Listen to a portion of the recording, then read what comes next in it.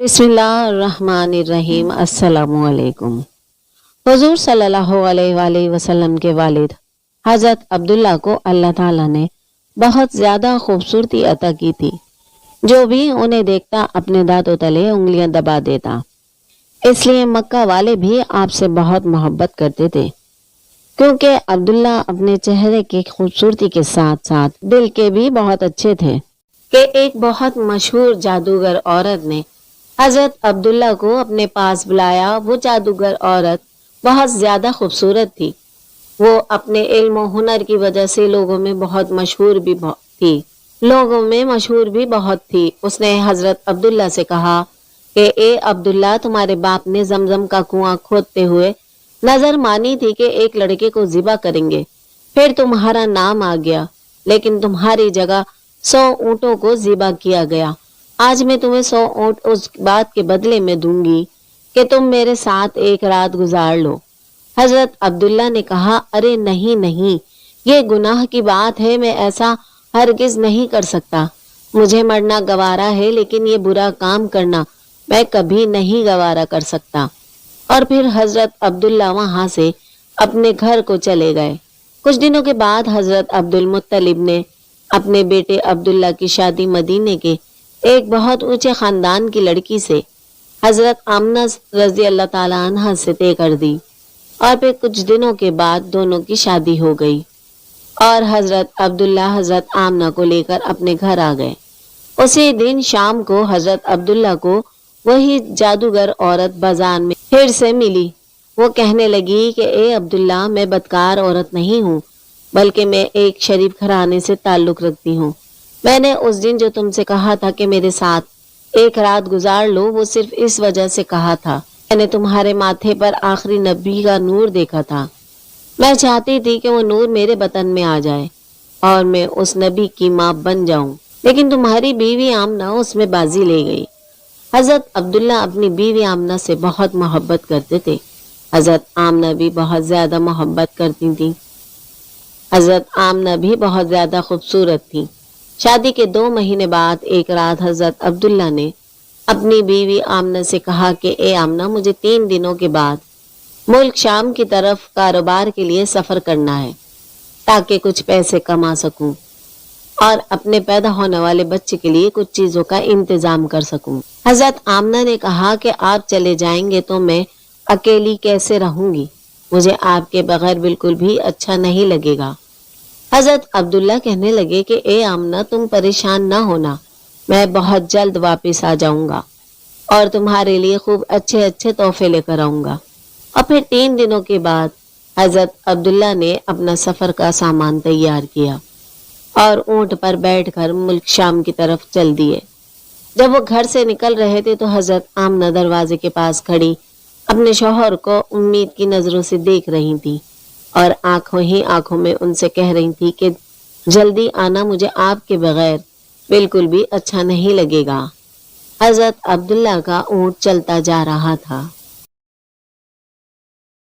और हजरत आमना दरवाजे पर खड़ी अपनी मोहब्बत को दूर जाता देख रही थी।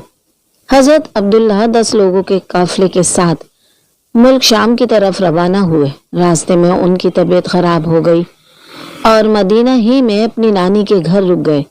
वक्त तो गुजरता गया, लेकिन आमना हर रोज अपने शौहर का इंतजार करती और हर आने जाने वाले से उनकी खबर मालूम करती कि मेरे शौहर अब्दुल्ला कब आएंगे, लेकिन उनको कोई सही जवाब नहीं मिलता। जब भी मक्का में कोई काफिला तिजारत करके वापस लौटता तो हजरत आमना घर के दरवाजे पर कान लगाकर खड़ी हो जाती थी कि शायद मेरे शौहर अब्दुल्ला आ गए हैं, लेकिन बाद में खबर मिलती कि हजरत अब्दुल्ला उस काफिले में नहीं है। 2 महीने के बाद उन 10 लोगों का काफिला मक्का वापस लौटा जिनके साथ हजरत अब्दुल्ला गए थे। उनके मक्का पहुंचने की खबर एक दिन पहले ही मशहूर हो गई। ये सुनकर हजरत आमना बहुत खुश हुई कि मेरे शौहर वापस आ रहे हैं। हजरत अब्दुल मुत्तलिब भी बहुत ज्यादा खुश हुए और लोगों से पल पल की खबरें लेते कि वो काफिला अभी कहाँ पहुंचा है, क्या कर रहा है, कितने दिनों में आएगा।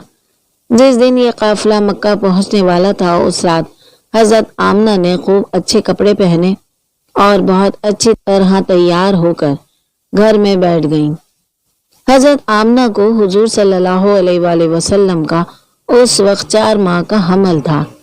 آخر وہ صبح بھی آئی جب یہ 10 لوگوں کا قافلہ مکہ پہنچا۔ حضرت آمنہ دروازے سے کان لگا کر کھڑی ہو گئیں کہ ابھی میرے شوہر آئیں گے اور میں ان سے گلے مل کر خوب خوش ہوں گی۔ حضرت عبد المطلب کو بھی جیسے ہی خبر ہوئی تو دوڑتے ہوئے قافلے کے پاس پہنچے، لیکن حضرت عبداللہ نظر نہیں آ رہے تھے۔ پریشان ہو کر قافلے والوں سے پوچھا کہ میرا لڑکا عبداللہ کہاں ہے؟ وہ نظر نہیں آ رہا۔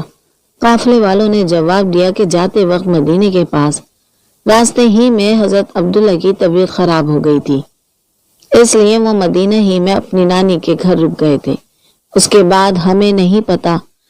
یہ سنتے ہی حضرت عبد المطلب نے اپنے بڑے بیٹے حارث کو کہا کہ اے حارث، جلدی سے اپنا گھوڑا نکالو اور مدینے کی طرف سفر کرو اور جا کر دیکھو کہ میرے بیٹے عبداللہ کی کیا حالت ہے، اور پھر جلدی سے آ کر مجھے خبر دو۔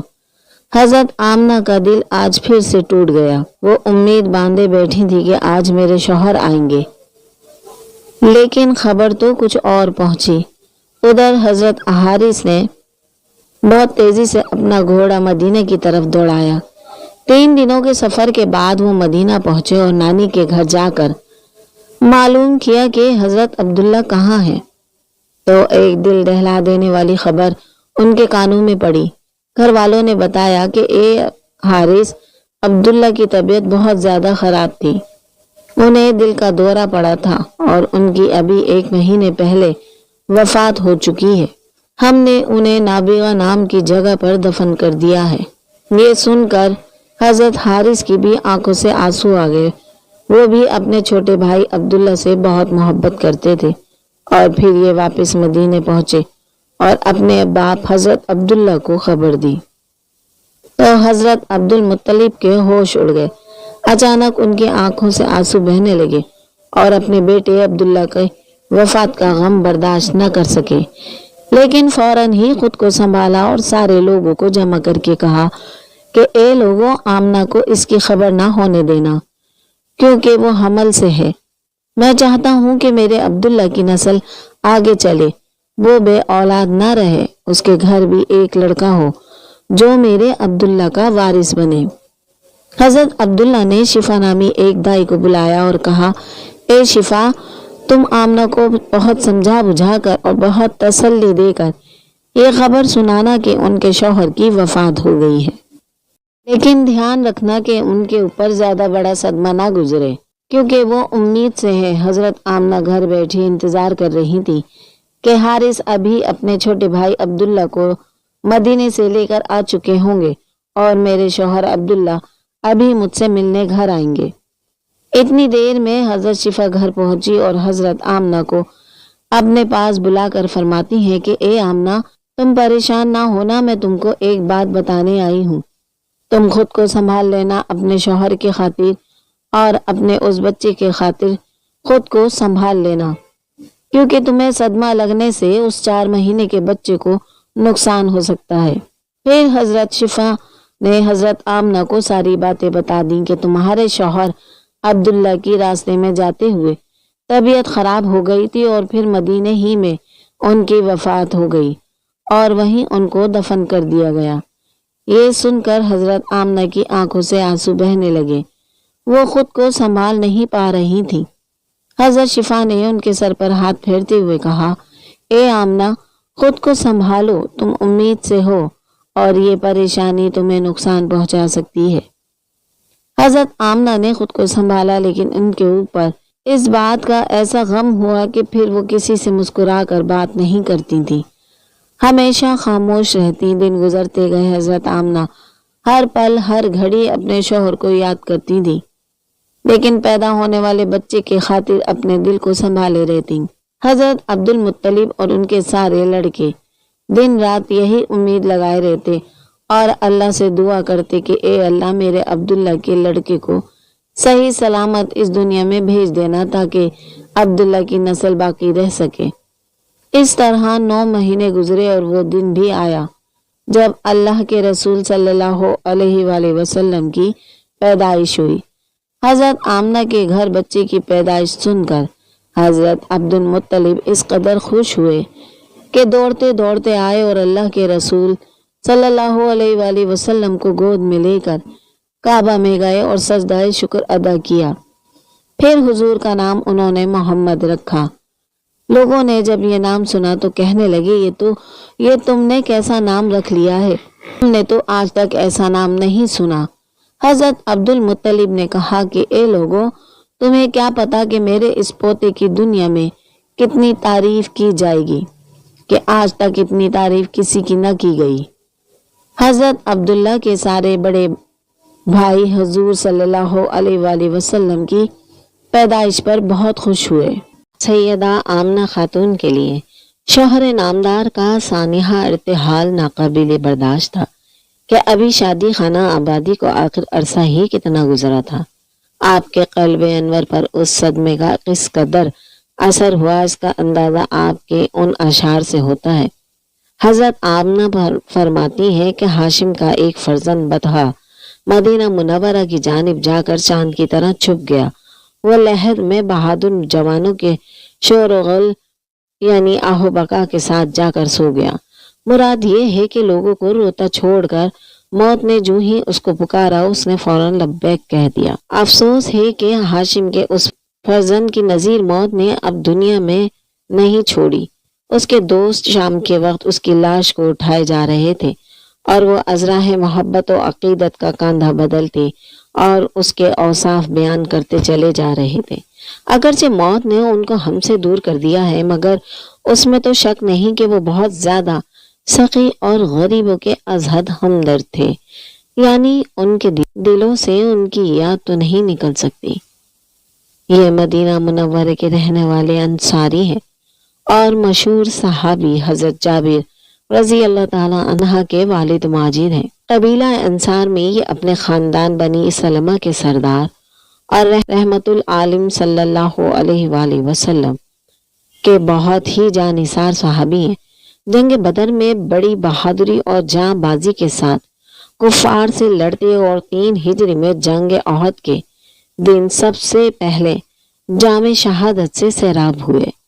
بخاری شریف وغیرہ کی روایت ہے کہ انہوں نے رات میں اپنے فرزند حضرت جابر رضی اللہ تعالی عنہ کو بلا کر یہ فرمایا، میرے پیارے بیٹے، کل صبح جنگ احد میں سب سے پہلے میں ہی شہادت سے سرفراز ہوں گا، اور بیٹا سن لو، رسول اللہ صلی اللہ علیہ وآلہ وسلم کے بعد تم سے زیادہ میرا کوئی پیارا نہیں ہے، لہٰذا تم میرا قرض ادا کر دینا اور اپنے بہنوں کے ساتھ اچھا سلوک کرنا، یہ میری آخری وصیت ہے۔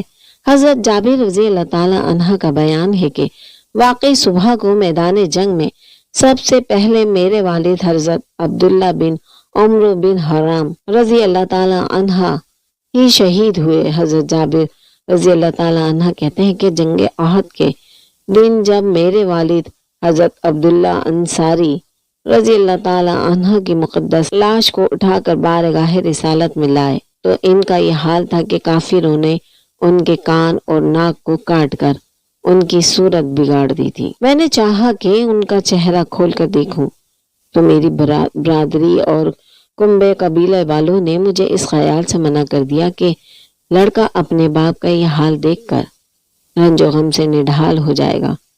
اتنے میں میری پھپھو روتی ہوئی ان کی لاش کے پاس آئی تو یہ سیدنا عالم حضور صلی اللہ علیہ وآلہ وسلم نے فرمایا، تم ان پر رو یا نہ رو، فرشتوں کی فوج برابر لگاتار ان کی لاش پر اپنے بازو سے سایہ کرتی رہی ہے۔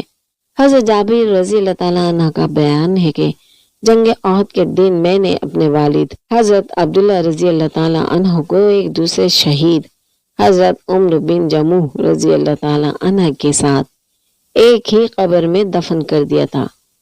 پھر مجھے یہ اچھا نہیں لگا کہ میرے باپ ایک دوسرے شہید کے قبر میں دفن ہو، اس لیے میں نے اس خیال سے کہ ان کو ایک الگ قبر میں دفن کر دوں۔ 6 ماہ بعد جب میں نے ان کی قبر کو کھود کر لاش مبارک کو نکالا تو بالکل اسی حالت میں تھے جس حالت میں ان کو میں نے دفن کیا تھا، بجز اس کے کہ ان کے کان پر کچھ تغیر ہوا تھا۔ اور ابن سعد کی روایت میں ہے کہ حضرت عبداللہ رضی اللہ تعالی عنہ کے چہرے پر زخم لگا تھا اور ان کا ہاتھ ان کے زخم پر تھا۔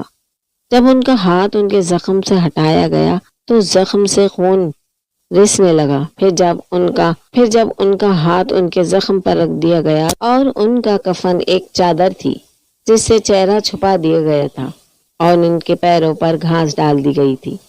چادر اور گھاس دونوں کو ہم نے اسی طرح پڑا ہوا پایا۔ پھر اس کے بعد مدینہ منورہ میں نہروں کی کھدائی کے وقت حضرت امیر معاویہ رضی اللہ تعالی عنہ نے یہ اعلان کرایا کہ سب لوگ میدان احد سے اپنے اپنے مردوں کو ان کے قبروں سے نکال کر لے جائیں۔ تو حضرت جابر رضی اللہ تعالی عنہ فرماتے ہیں کہ میں نے دوبارہ 46 برس کے بعد اپنے والد ماجد حضرت عبداللہ رضی اللہ تعالی عنہ کی قبر کھود کر ان کی مقدس لاش کو نکالا تو میں نے ان کو اس حال میں پایا کہ اپنے زخم پر ہاتھ رکھے ہوئے تھے۔ جب ان کا ہاتھ اٹھایا گیا تو زخم سے خون بہنے لگا، پھر جب ہاتھ زخم پر رکھ دیا گیا تو خون بند ہو گیا، اور ان کا کفن جو ایک چادر تھا بدستور صحیح و سالم تھا۔ حضرت طلحہ بن عبید رضی اللہ تعالی عنہ فرماتے ہیں کہ میں اپنی زمین کی دیکھ بھال کے لیے غابہ جا رہا تھا تو راستے میں رات ہو گئی، اس لیے میں حضرت عبداللہ بن عمرو بن حرم رضی اللہ تعالی عنہ کی قبر کے پاس ٹھہر گیا۔ جب کچھ رات گزر گئی تو میں نے ان کی قبر میں سے تلاوت کی اتنی بہترین آواز سنی کہ اس سے پہلے اتنی اچھی قرأت میں نے کبھی بھی نہیں سنی تھی۔ جب میں مدینہ منورہ کو لوٹ کر آیا اور میں نے حضور اقدس صلی اللہ علیہ وآلہ وسلم سے اس کا تذکرہ کیا تو آپ نے ارشاد فرمایا کہ اے طلحہ، تم کو یہ معلوم نہیں کہ خدا نے ان شہیدوں کی ارواح کو قبض کر کے زبرجد اور یاقوت کی قندیلوں میں رکھا ہے اور ان قندیلوں کو جنت کے باغوں میں آویزہ فرما دیا ہے۔ جب رات ہوتی ہے تو یہ روحیں قندیلوں سے نکال کر ان کے جسم میں ڈال دی جاتی ہیں، پھر صبح کو وہ اپنی جگہوں پر واپس آ جاتی ہیں۔ سبحان اللہ عز و جل۔ یہ مستند روایات اس بات کا ثبوت ہیں کہ حضرت شہداء کرام اپنی اپنی قبروں میں لوازم حیات کے ساتھ زندہ ہیں اور وہ اپنے جسموں کے ساتھ جہاں چاہیں جا سکتے ہیں، تلاوت کر سکتے ہیں اور دوسری قسم کے تصرفات بھی کر سکتے ہیں اور کرتے ہیں۔ اللہ تعالیٰ ان پر رحمت ہو اور ان کے صدقے ہماری مغفرت ہو، آمین۔ اللہ تعالیٰ ہمیں دین کی مکمل سمجھ نصیب فرمائے اور ہمیں نیکوکاروں میں شامل کرے، آمین۔ ناظرین، کومنٹ باکس میں اللہ تعالیٰ کے 99 ناموں میں سے ایک نام ضرور ٹائپ کریں۔ جزاک اللہ۔